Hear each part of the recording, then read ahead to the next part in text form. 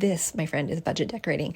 And when you add things like that, like a sconce on your wall, for example, it can immediately elevate the look of your space, making maybe what the original intent of the home, the architectural detail that could be builder grade, make it look more intentional and thoughtful and elevated, all on a budget.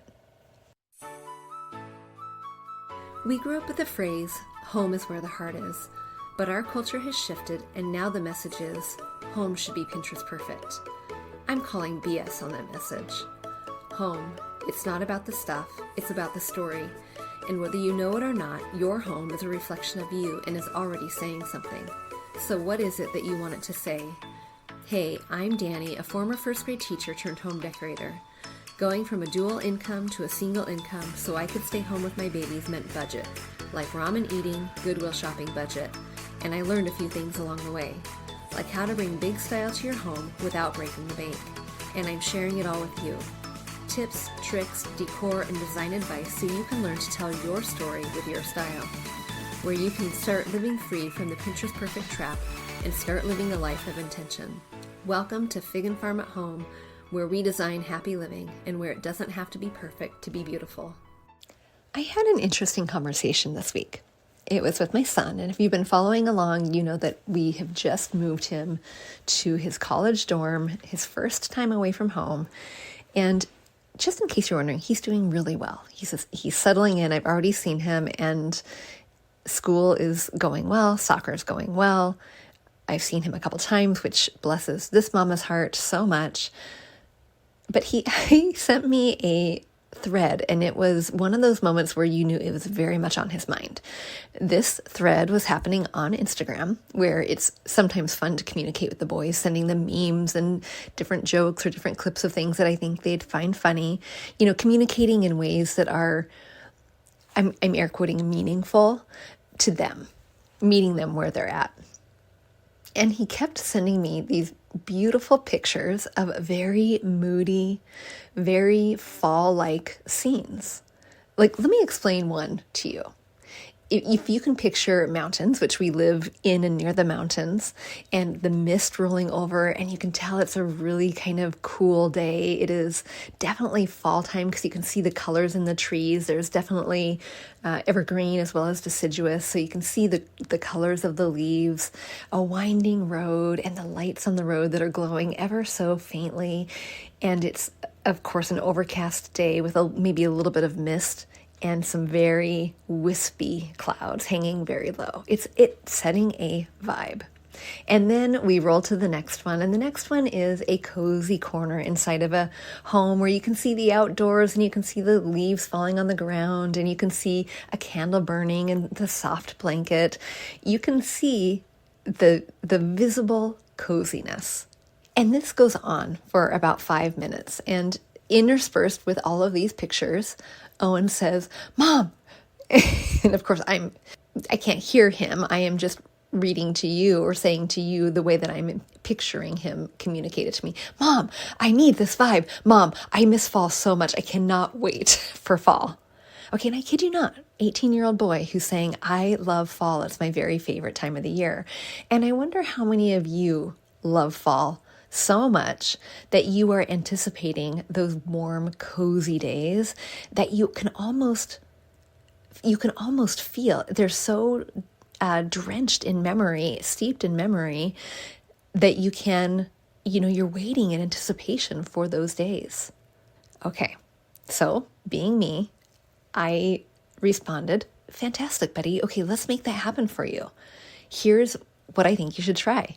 And I rattled off several ideas that he could try in order to make his room feel fall cozy. Now, it is blazing hot outside still, but it can still feel very cozy. And I gave him some ideas with the things that he had in his dorm room. An 18-year-old boy who doesn't have a lot. These are the things I said. Okay, first, I want you to turn off your overhead lights.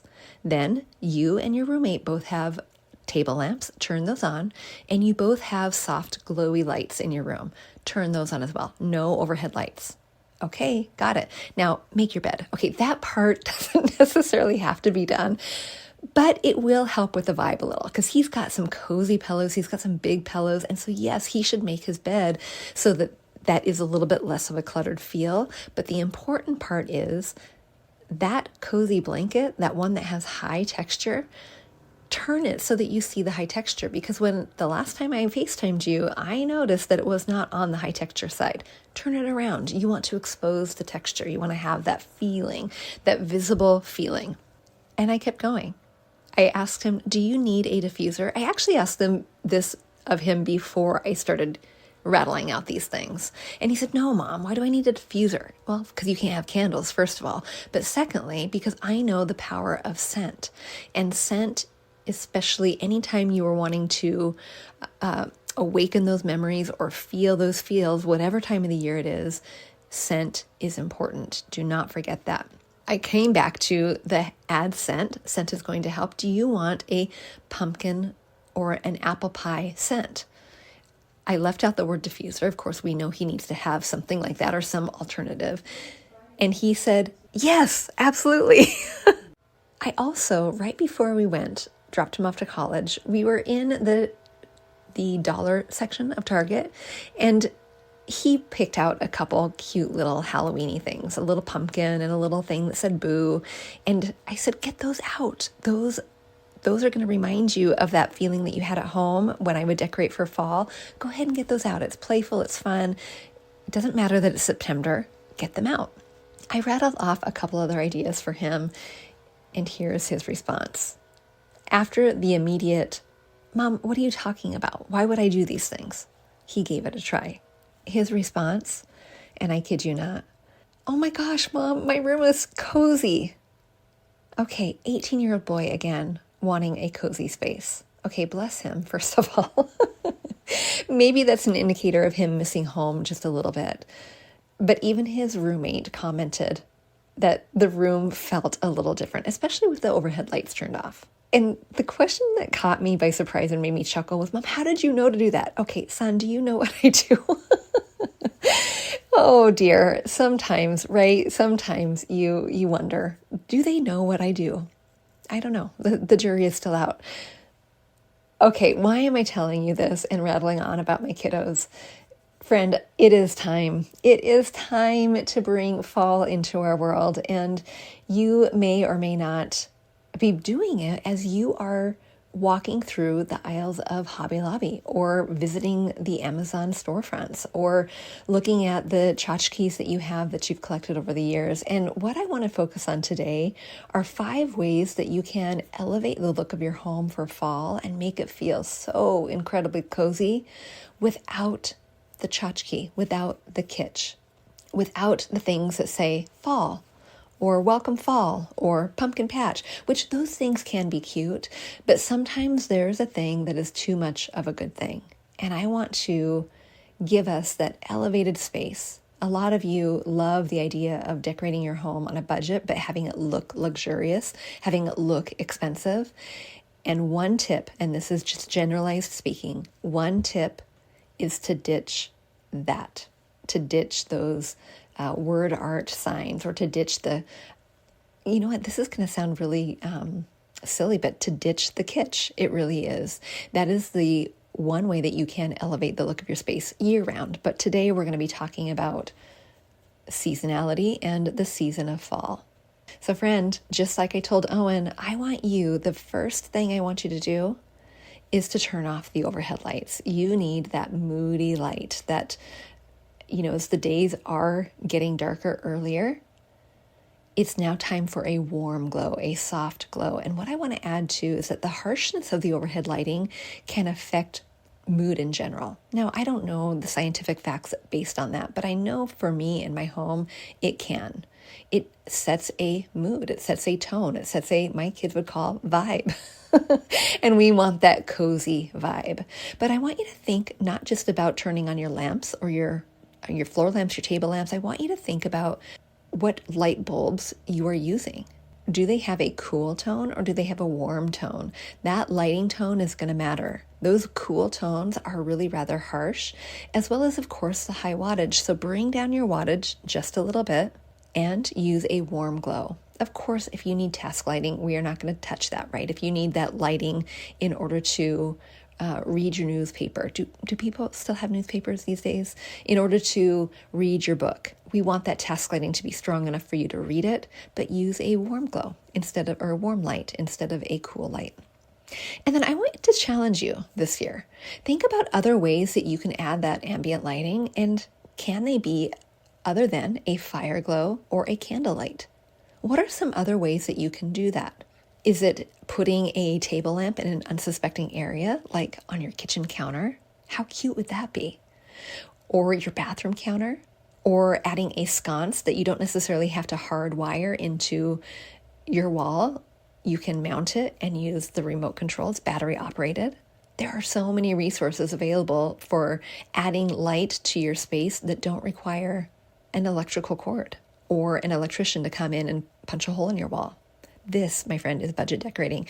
And when you add things like that, like a sconce on your wall, for example, it can immediately elevate the look of your space, making maybe what the original intent of the home, the architectural detail that could be builder grade, make it look more intentional and thoughtful and elevated, all on a budget.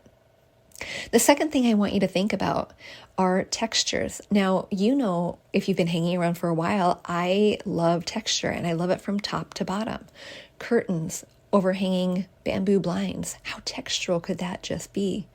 Pillows, throw blankets, area rugs. We are going top to bottom with texture.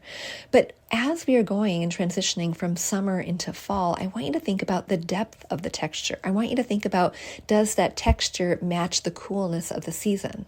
In summertime, I'm not having my textiles out that are really heavy. My cable knits, they've been put away. My faux furs, they've been put away. But now that it's starting to get a little cooler, I'm pulling them out. Those textures should be not only touchable, as all pieces of matter are, but they should be visual, highly visual. Like you could almost envision yourself feeling the texture just by the visual appearance of it. Number 3, I want you to think about the color palette that you have for your fall decorating. Now, this is tricky because you might have a color palette that is not necessarily fall in general.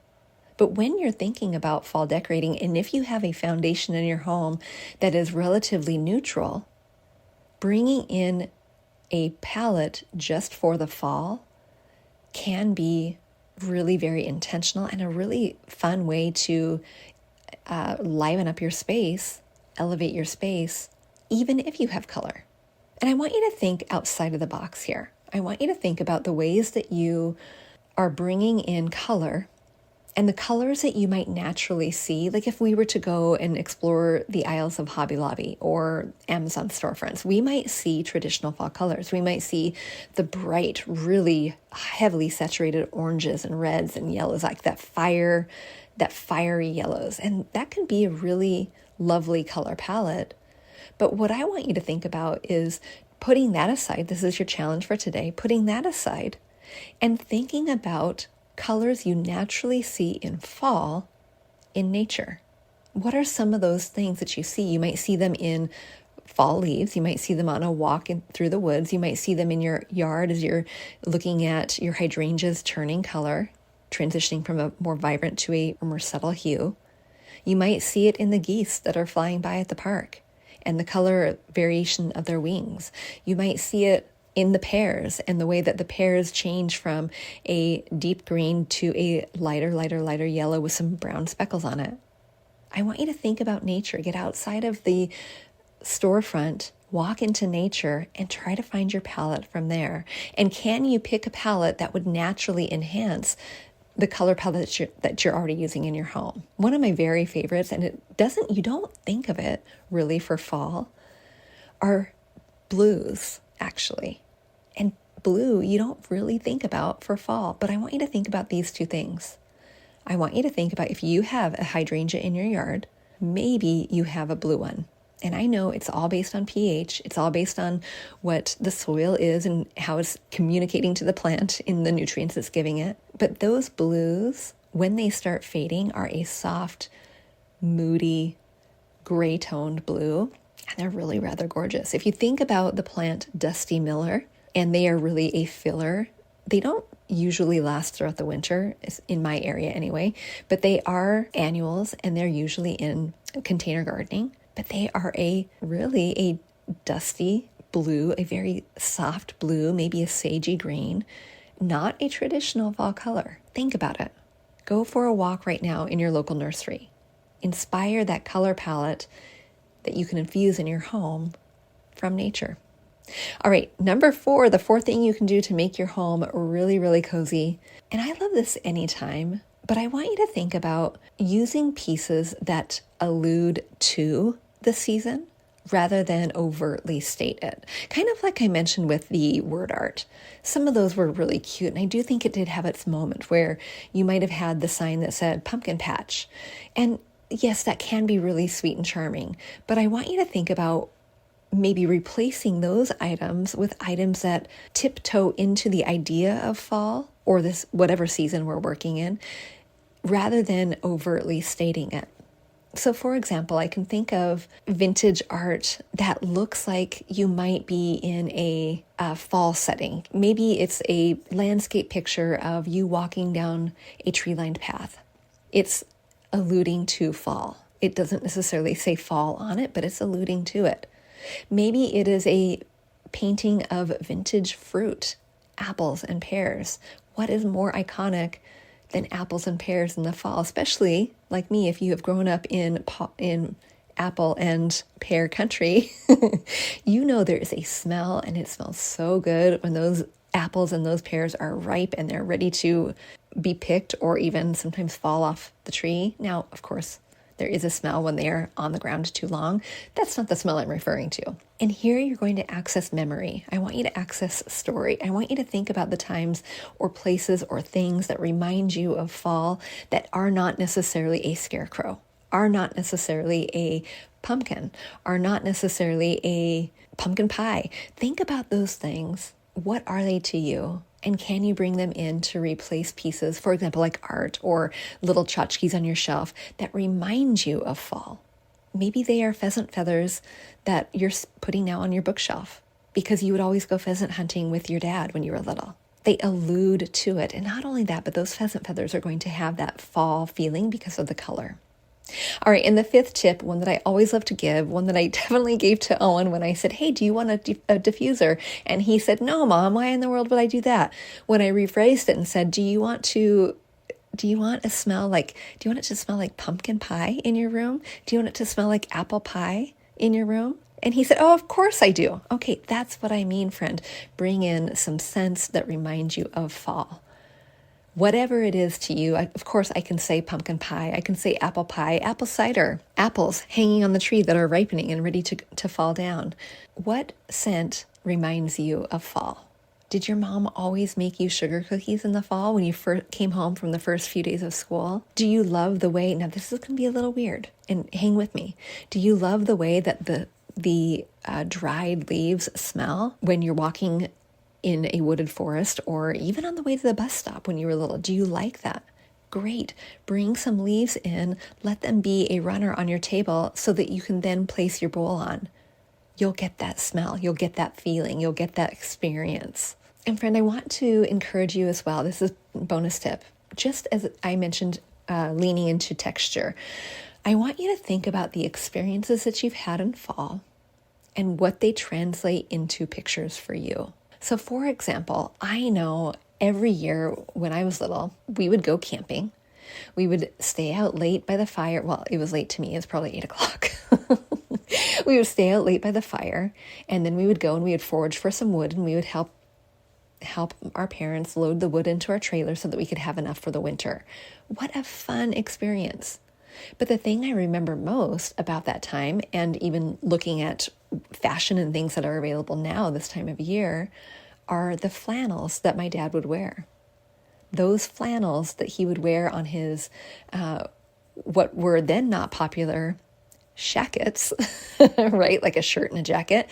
He still wears them. I think Larry, my dad, probably was a trendsetter well before the time of shackets and how popular they were. But the idea of what do you see, what do you experience, what do you sense that is fall to you in the way that you can experience it with your senses, your sight, your taste, the sound, the smells, the visuals, the feels. What can you experience when you think of fall that you can bring into your home in a different way? And I immediately think of flannels, flannel blankets. I immediately think of even a large flannel that is almost linear shaped, but it's just so large, like it's blown out. If I were to take a not a magnifying glass, whatever would be opposite of magnifying glass, right? Like bird's eye view of a flannel, and you get the idea that it's flannel, but it's so far removed that it doesn't look so flannel. I hope I'm explaining that correctly for you to visualize. I'm immediately picturing curtains like that. In fact, I am on the hunt, and I might have to make them myself, because I am wanting to lean into my space a little bit more fall this year in a way that feels elevated and lovely. And I'm kind of ready for a refresh. I am on the hunt for some, what I just described, flannel curtains, very cream with a little bit of toned down neutral taupe on top, flannel. And if I find it, I will let you know. You will see it inside of the Facebook group if you come and join us. Friend, how are you getting ready for fall? How are you making your space feel cozy, inviting, warm, enveloping, less summery, and more like you want to sit back and read a book? I want to hear about it. I want to see about it. Come and share it with us inside of our Facebook community. You can get there by going to bit.ly/design101 group. And friend, if you want help making your home cozy, whether it is fall or spring or summer or winter, and you want help but you don't know where to start, it would be my absolute joy and privilege to help you learn not only where to start, but how to get you there, how to give you the next 3 to 5 steps in order to have you know where the destination is you're going, the vision you have for your home, the feeling you want for your home, and how to get you there. Because I know that sometimes the thing that's keeping you stuck isn't the desire or the inspiration. Sometimes it is knowing which right step to take.